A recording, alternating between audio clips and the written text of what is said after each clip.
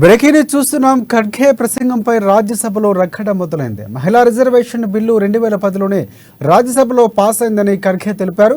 మహిళా రిజర్వేషన్ బిల్లును సమర్థవంతంగా అమలు చేయాలన్నారు. ఇక మహిళా రిజర్వేషన్ బిల్లులో ఓబీసీ, ఎస్సీ రిజర్వేషన్ చేర్చాలన్నారు. మహిళల బలహీనత వర్గాల మహిళలు బీజేపీ రాజకీయాల కోసం వాడుకుంటుందని చెప్పారు. బీజేపీ పాలనలో దేశంలో ఫెడరల్ వ్యవస్థ బలహీనపడుతుందని చెప్పారు ఆయన. చాలా రాష్ట్ర ప్రభుత్వాలు బీజేపీ కూడదోస్తుందని, చాలా రాష్ట్రాలకు జీఎస్టీ నిధుల చెల్లింపు పెండింగ్లో ఉన్నాయన్నారు ఖర్గే.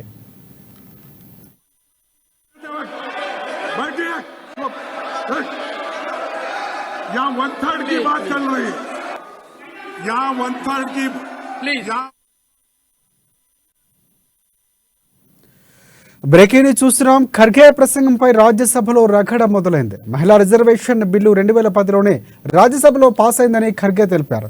మహిళా రిజర్వేషన్ బిల్లును సమర్థవంతంగా అమలు చేయాలన్నారు. మహిళా రిజర్వేషన్లో ఇక బిల్లులో ఓబీసీ, ఎస్సీ రిజర్వేషన్ చేర్చాలన్నారు. బలహీన వర్గాల మహిళలు బీజేపీ రాజకీయాల కోసం వాడుకుంటుందన్నారు ఖర్గే. బీజేపీ పాలనలో దేశంలో ఫెడరల్ వ్యవస్థ బలహీన పడుతుందని చెప్పారు.